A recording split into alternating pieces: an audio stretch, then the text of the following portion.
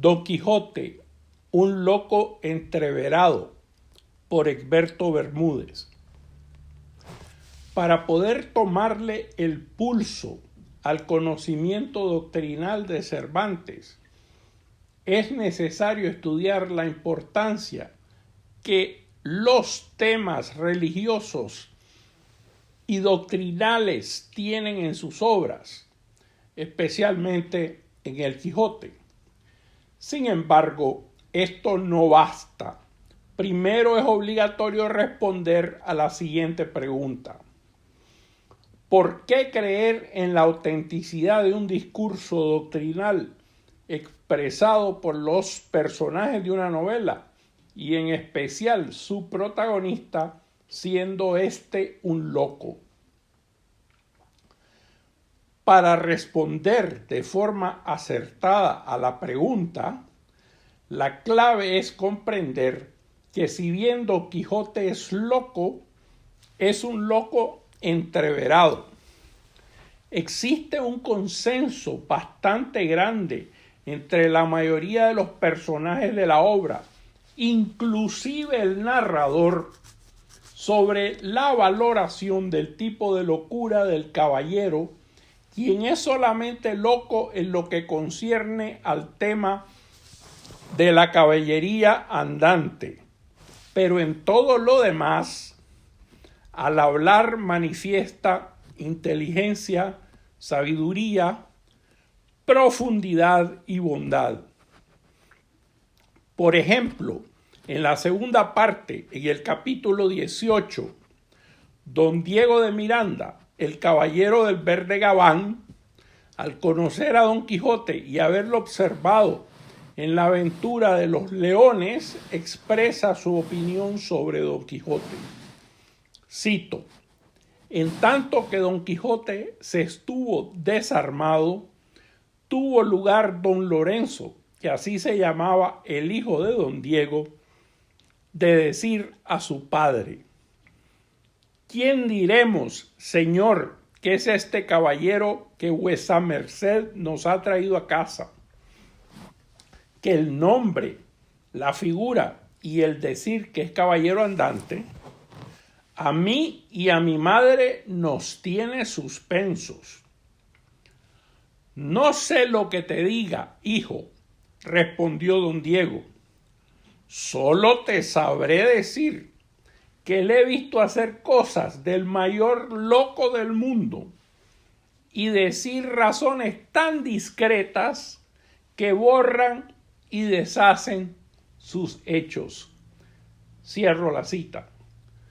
Luego de una amena conversación entre Don Quijote y don Lorenzo, ocurre un diálogo exquisito entre ambos, en que el hijo de don Diego expresa su opinión sobre su interlocutor. Y cito: aquí dieron fin a su plática, porque los llamaron a comer. Preguntó don Diego a su hijo qué había sacado en limpio del ingenio del huésped, a lo que él respondió: no le sacarán del borrador de su locura cuantos médicos y buenos escribanos tiene el mundo. Él es un entreverado loco, lleno de lúcidos intervalos. Cierro la cita. Además, otros personajes, como el cura y el narrador, hacen hincapié en que la locura del protagonista de la obra se limita al punto flaco de la caballería andante, lo que contrasta con su lucidez, sabiduría y prudencia al tratar otros temas. Cito: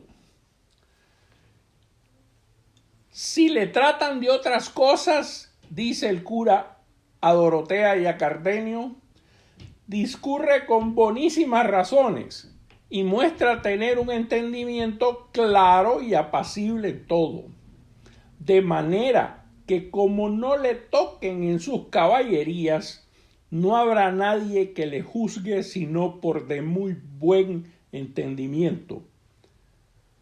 Cierro la cita.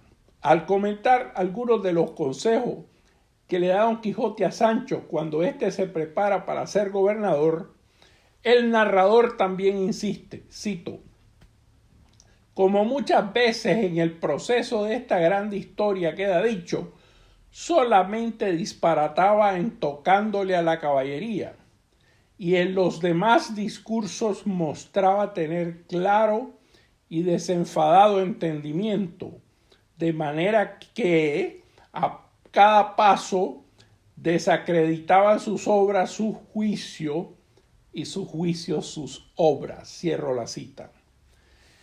En relación a los discursos doctrinales de la obra, es oportuno destacar que los dos personajes principales, Don Quijote y Sancho, se sorprenden el uno al otro y se caracterizan como teólogos y predicadores. Observemos. Primero a Sancho, predicador según Don Quijote, en la segunda parte, capítulo 20, al final del capítulo. Don Quijote se queja de que Sancho está hablando demasiado y que no parará hasta el día que se muera.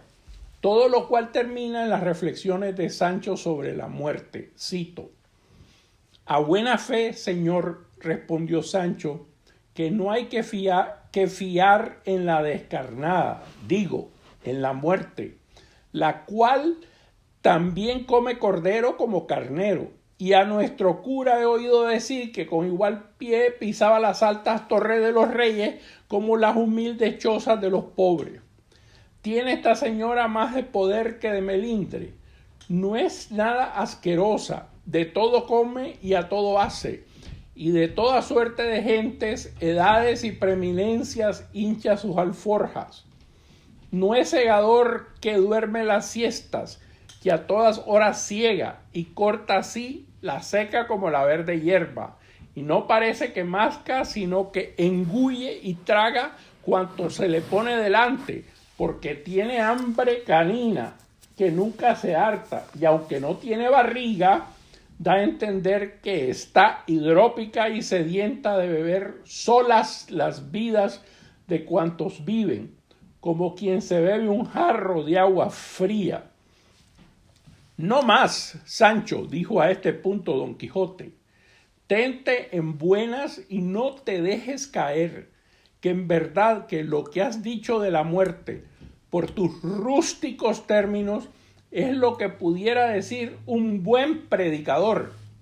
Dígote, Sancho, que si como tienes buen natural y discreción, pudieras tomar un púlpito en la mano y irte por este mundo predicando lindezas.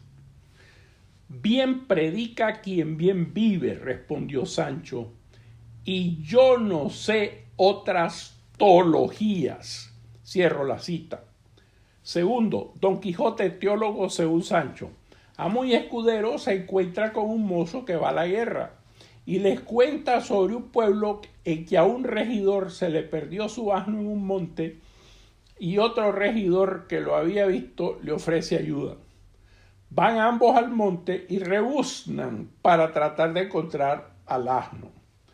Finalmente lo hallan muerto.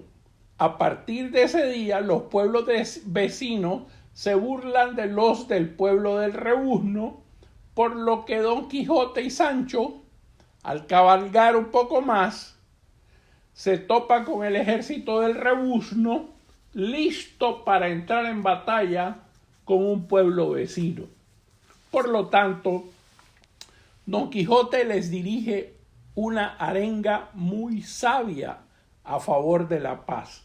Cito: los varones prudentes, las repúblicas bien concertadas, por 4 cosas han de tomar las armas y desenvainar las espadas y poner a riesgo sus personas, vidas y haciendas. La primera, por defender la fe católica. La segunda, por defender su vida, que es de ley natural y divina. La tercera, en defensa de su honra, de su familia y hacienda. La cuarta, el servicio de su rey en la guerra justa. Y si le quisiéramos añadir la quinta, que se puede contar por segunda es en defensa de su patria. A estas 5 causas como capitales se pueden agregar algunas otras que sean justas y razonables y que obliguen a tomar las armas, pero tomarlas por niñerías y por cosas que antes son de risa y pasatiempo que de afrenta, parece que quien las toma carece de todo razonable discurso. Cuanto más que el tomar venganza injusta, que justa no puede haber alguna que lo sea, va derechamente contra la santa ley que profesamos, en la cual se nos manda que hagamos bien a nuestros enemigos y que amemos a los que nos aborrecen. Mandamiento que, aunque parece algo dificultoso de cumplir, no lo es sino para aquellos que tienen menos de Dios que del mundo y más de carne que de espíritu, porque Jesucristo, Dios y hombre verdadero, que nunca mintió, ni pudo ni puede mentir, siendo legislador nuestro, dijo que su yugo era suave y su carga liviana, y así no nos había de mandar cosa que fuese imposible el cumplirla. Así que, mis señores, vuesas mercedes están obligados por leyes divinas y humanas a sosegarse. El diablo me lleve, dijo a esta sazón Sancho entre sí, si este mi amo no es tólogo, y si no lo es, que lo parece como un huevo a otro. Cierro la cita.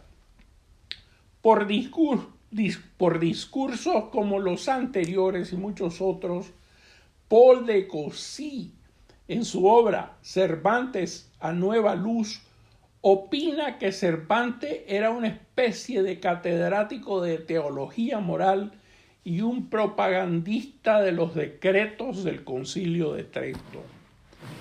Esta postura le parece un poco exagerada a Salvador Muñoz Iglesias en su libro Lo religioso en el Quijote. No obstante, este autor también reconoce que en la obra maestra de Cervantes encontramos los principios más importantes de la doctrina católica que Trento reafirmó en claro contraste con las posiciones protestantes. En conclusión, por el hecho que existe un consenso entre la mayoría de los personajes de la obra, inclusive el narrador, sobre la valoración del tipo de locura del caballero, quien es solamente un loco entreverado, pues solo lo es en lo que concierne a el tema de la andante caballería, pero en todo lo demás, al hablar manifiesta inteligencia, sabiduría, profundidad y bondad.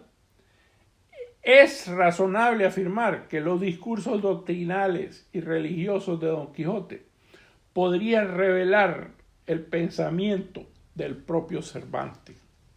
Por consiguiente, por la manera de tratar los temas religiosos y doctrinales en el Quijote y en otras de sus obras, Cervantes demuestra ser un laico con una formación religiosa sólida, más que lo normal, y además coherente con la vivencia religiosa del propio escritor. Por lo tanto, parece muy acertado el juicio de Salvador Muñoz Iglesias. Cito: pienso que no va descaminado quien piense que Cervantes se considera un laico comprometido desde su profesión de escritor profano en el quehacer evangelizador de la Iglesia Católica postridentina. Cierro la cita. En su obra maestra, Cervantes ha logrado enseñar deleitando con la mejor y la más extraordinaria de esas obras de honesto entretenimiento que deleitan con el lenguaje y admiran y suspenden con la invención con que soñaba su propio personaje, don Diego de Miranda. Gracias por escucharme.